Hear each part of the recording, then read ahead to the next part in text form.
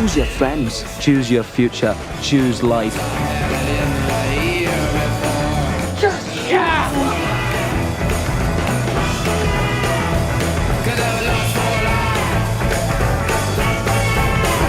What are you waiting for? This is not natural, man. It's a great outdoors. Ewan, welcome to the Awards Tour podcast. Thank you very much. Nice to be here.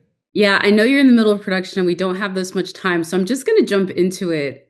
Did you know when you were filming Trainspotting? Because the book was already a cultural phenomenon. Did you have any idea that it would be this enduring? I don't know that we could have imagined that it would do what it did, or what it, that it would become what it did. But I was 23 or 22, and we'd made Shallow Grave with the same team, Danny Boyle, Andrew McDonald producing, and John Hodge writing. So we'd made a movie together that made a real mark on British cinema. It was new. There was an unsung hero in part of that group, which is Brian Tufano, the DP, whose cinematography was absolutely part and parcel of the success of our films.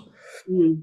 And then, as you say, Irvin's novel came out, and it really was like a phenomenon. I don't remember since, other than a very sort of sexy book with Grey in its title that everybody was reading for a while. Apart from that one, I don't remember another literary phenomenon like Trainspotting. Like, we were in London, you'd go in the subway and every second person in the tube was reading Trainspotting. It was everywhere. You just saw the cover of it everywhere you went. And I don't remember that happening since. And so there was the book, Irvin's amazing book. And then Danny put the cast together and I was like, okay, these are the right people to be playing these characters. And we went into it and I was absolutely 100. And also I had an enormous love for Danny Boyle and also complete belief in him. And he was my director. Like, he was my first movie director. And he sort of set the bar impossibly high in terms of what you can expect. The satisfaction that you can expect as an actor working with a director telling a story.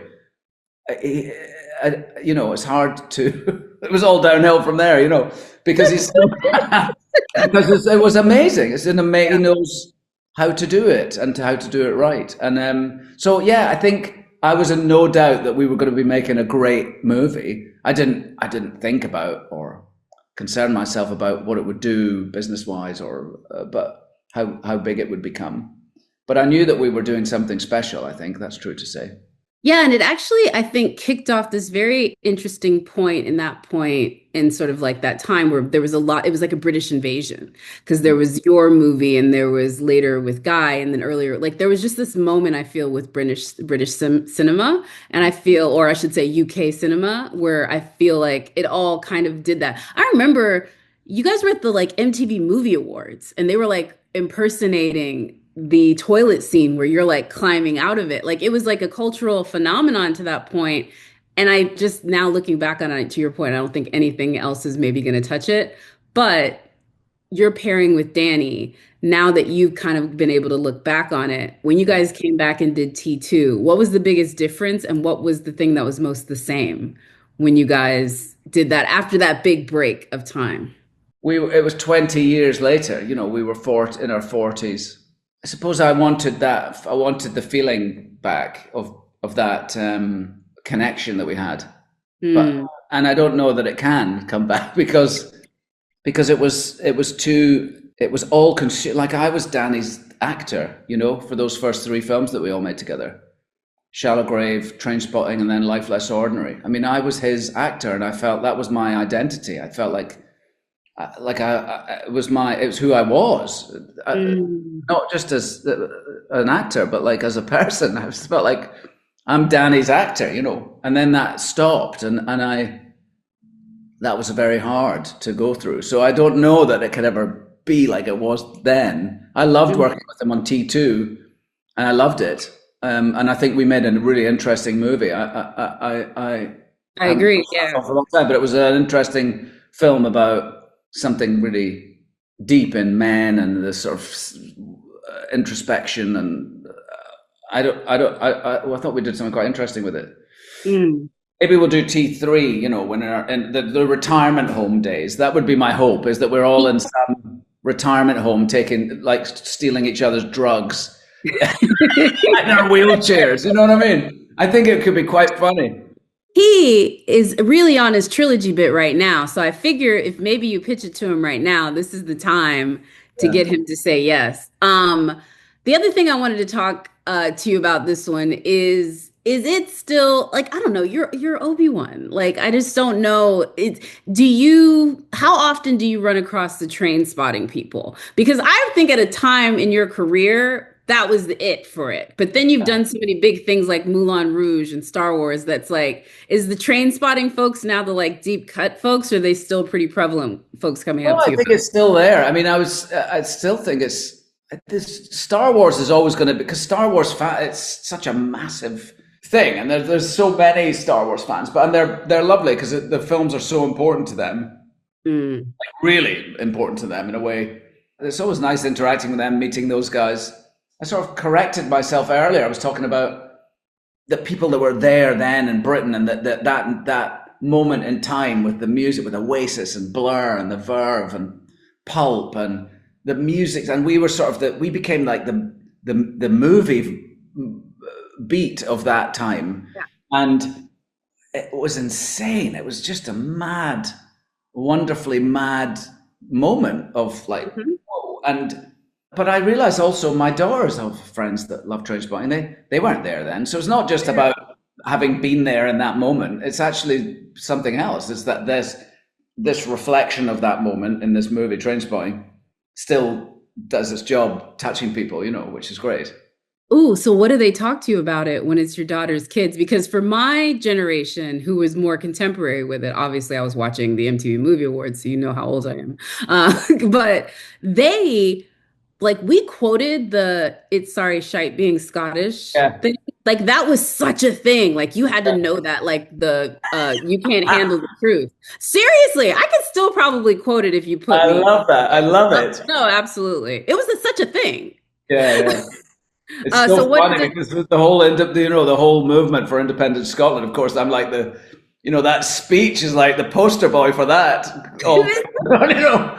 No, because I don't hate the English. They're just wankers. We, on the other hand, are colonized by wankers. That is a bar right there. We're ruled by effete arseholes.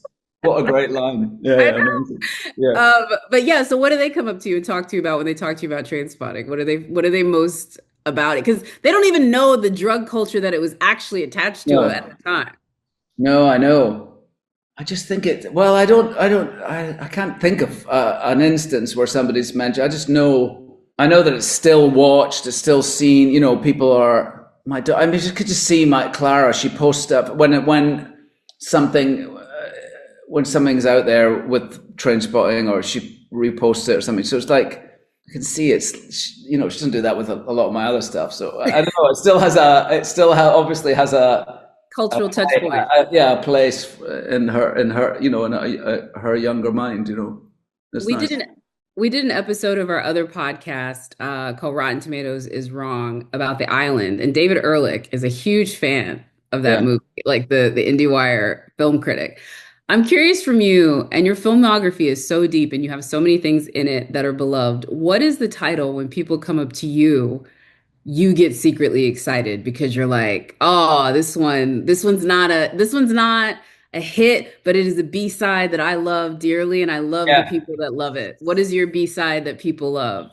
Well, you love when they love I it? really love. I mean, Velvet Goldmine is nice to hear people talk about, and that's got a little cult status, place in people's hearts. That film, which is nice, and I totally put myself in a different place to play that film. So that's nice when people recognize that. I did some Scottish movies with David Mackenzie. Young Adam is a very cool movie with Emily Mortimer and Tilda Swinton, Peter Mullen. And the film I made, Stay. I made a film here called Stay with Mark Forrester. Was it called Stay? I haven't seen that one. I've seen Young Adam, but I haven't seen that one. Well, here, I'm going to get you out of here. And we've already talked about everything else that I feel a lot of folks would talk about. And forgive me for not knowing this. When I went to New York, I finally saw the musical version of Moulin Rouge, Oh yeah. which is like kind of crazy. Yeah. How connected are you to like the fact that I'm sure it like makes that just pop up even more for you than it already probably is. It's the craziest thing. Because like Megan Thee Stallion, like you have a connection to her now because she was in Moulin Rouge. I would very much like to meet her, you know? Yes, I mean I would too, honestly. Yeah, maybe we could organize it. We could all get together and talk about, the Moulin Rouge musical. What can I say? I've never seen the show myself because I'm too close to it. I just can't imagine. Also, I just can't imagine going to see it. Although I'm sure it's amazing. I really do. It's just not. It's not. It would be odd. I can't. Emotionally, I'm too close to it or something. That's fair. That's fair. You don't have to go. I didn't go and see Oasis when they were playing last year because I was too. Wait a minute. No, because I was too. I couldn't. I was too. I had this emotional block, and my daughter Clara kept saying, "You've got to come. Just come." She saw them twice. I went. I can't. I can't do it.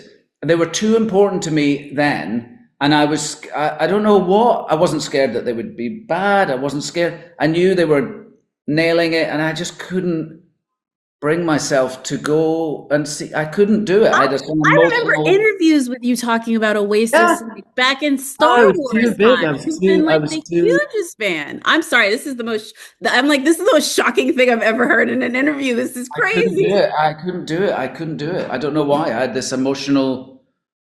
I literally couldn't pick up the phone and book. Couldn't do it. Well, when you love things so much, now you know how like a lot of Star Wars fans feel about you in general. Like if you walked into the room, they'd want to run away. So I think that's fair. Well, fair enough. Okay, I'll keep trying to scare Star Wars people out of the room. I'm sure you've seen that. Anyway, Ewan, thank you so much. Thank you so much. I really appreciate it, and congratulations on the film. I'm so excited. I can add another copy of this to my collection. Brilliant. No, brilliant.